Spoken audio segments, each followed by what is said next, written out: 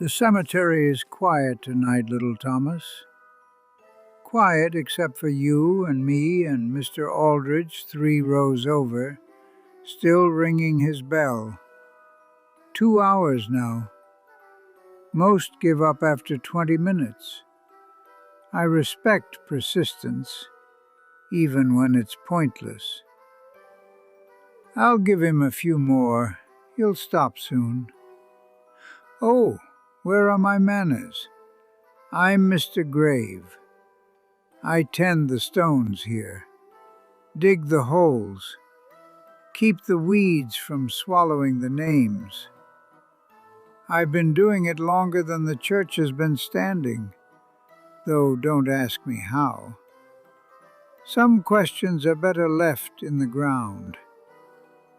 In the meantime, let me tell you about an old woman with a sewing kit and a very long shadow.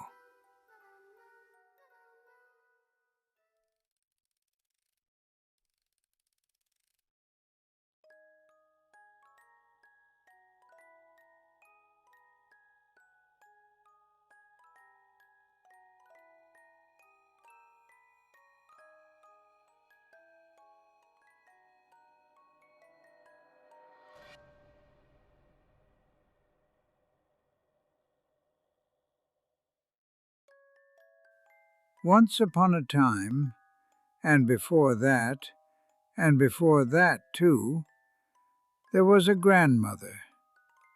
Not a grandmother, the grandmother. The one in every village. The one with the warm kitchen and the soft hands and the door that's always open. The one mothers would thank for sitting with the dying so they didn't have to. She has many names. In the north they call her Mother Sable. In the east, Nana Shade. Across the mountains, she's the Gray Lady, or the Twilight Widow, or simply her. I knew her as Mrs. Feld, but that was a long time ago, when the river ran the other way, and the church was still a temple to older things. This is how she worked. When death came close, not arrived, but circling, sniffing at the window, she would appear with a basket of bread and a kind smile. "Let me sit with them," she would say to the family. "You've done enough." And they would let her in, exhausted, grateful for the relief. Some even called for her, not out loud, not truly, but in their prayers. Let it be gentle. Let it be quick. Let someone else hold the pillow. She would sit by the bed for hours, holding their hand, humming songs that sounded like lullabies until you listened closely and realized the words belonged to no language you knew. She would wait until the breathing turned to rattling, until the eyes went glassy and distant. Then she would take out her scissors. Shadows loosen when death approaches. Did you know that, little Thomas? They unstick from the body like old wallpaper from damp walls. But I'm getting ahead of myself. Let me tell you how she did it. She would cut along the edges, starting at the feet, working her way up with small, precise snips. The shadow would peel away in one piece, and she would fold it carefully and tuck it in her basket beneath the bread. The dying never noticed. They were busy with other things, the light in the distance, the voices of those who went before. Who pays attention to shadows when heaven is opening. He went peacefully, she would tell the family afterward, smiled at the end. They always believed her. Why wouldn't they? Such a kind old woman. And just like that, the way she had arrived, she would leave, the family to their grief, and she with her prize. She lives in a cottage that existed in every village and no village. You might glimpse it from the corner of your eye on a road you don't remember taking. But when you turned to look properly, it would just be trees and shadow. Inside, and I have never been inside, little Thomas, this is only what I've heard, she would sew. Needle and black thread that gleamed like spider silk. She would stitch the shadows onto herself, layer upon layer, onto her dress, her shawl, her skin. She kept a cottage that existed in every village and no village. You might glimpse it from the corner of your eye on a road you don't remember taking. But when you turned to look properly, it would just be trees and shadow. Inside, and I have never been inside, little Thomas, this is only what I've heard, she would sew. Needle and black thread that gleamed like spider silk. She would stitch the shadows onto herself, layer upon layer, onto her dress, her shawl, her skin. They say the needle never needed threading. The thread simply appeared when she held it, pulled from somewhere beneath her fingernails. When she finished, she would stand before a mirror that showed no reflection, only darkness, and the shadows moving inside it, like fish in black water.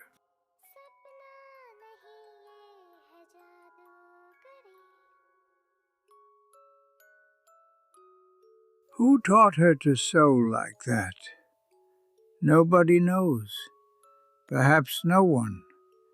Perhaps she taught herself, the way spiders teach themselves to spin. Or perhaps she was born with a needle in her hand and thread in her veins. What I do know is this: her own shadow hasn't been her own for centuries. What trails behind her now is a patchwork thing, vast and heavy, made of 10,000 lives, or probably more. It moves when she doesn't, reaches for things she hasn't touched. They say if you look closely, you can see hands in it, faces, mouths frozen mid-word. And when she walks in sunlight, which she rarely does, the shadow covers half the street, or so they say.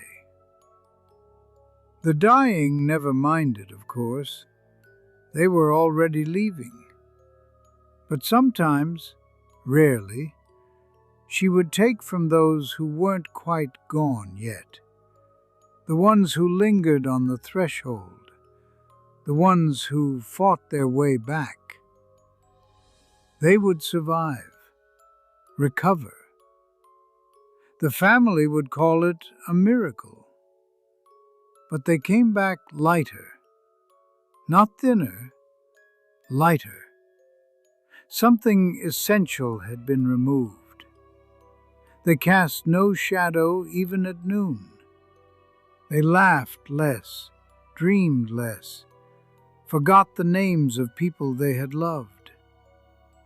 Eventually, they forgot themselves. I knew a man once who lived 30 years after she visited him. By the end, his wife had to remind him of his own name every morning. He would sit in the sun and feel nothing. No warmth, no comfort. "I'm not all here," he would say. "Part of me went somewhere else." He was right. Why does she collect them? That's what you're wondering, isn't it, little Thomas? Some say she's Death's mother, keeping mementos of her daughter's work, a scrapbook of the reaped. Some say she is death itself, but the gentle part, the part that comes before the cold. She takes the shadow so the soul can travel lighter.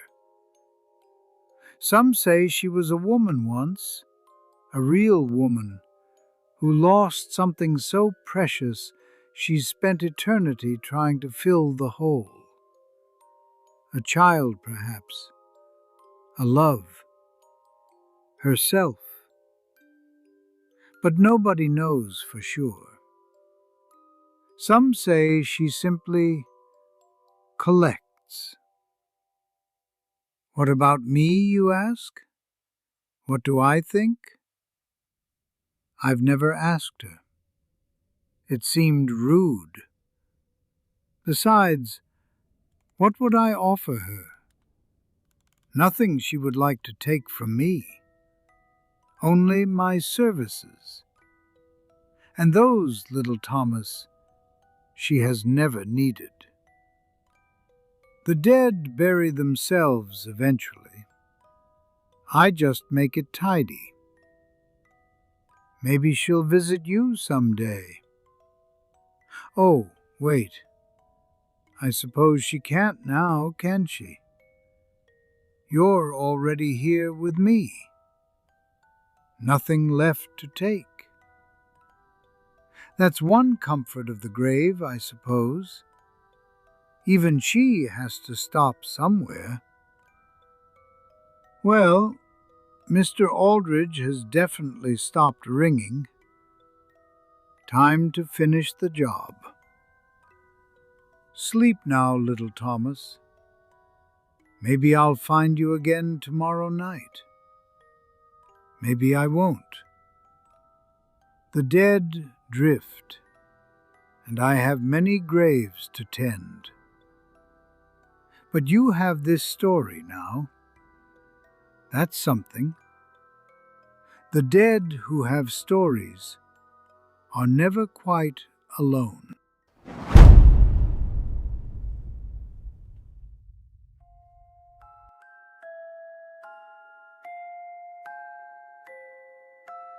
Hush now, time for bed. Rest your weary little head. Dream forever, dream so deep. In the ground so dark and deep. Say goodnight before you sleep. Good nights are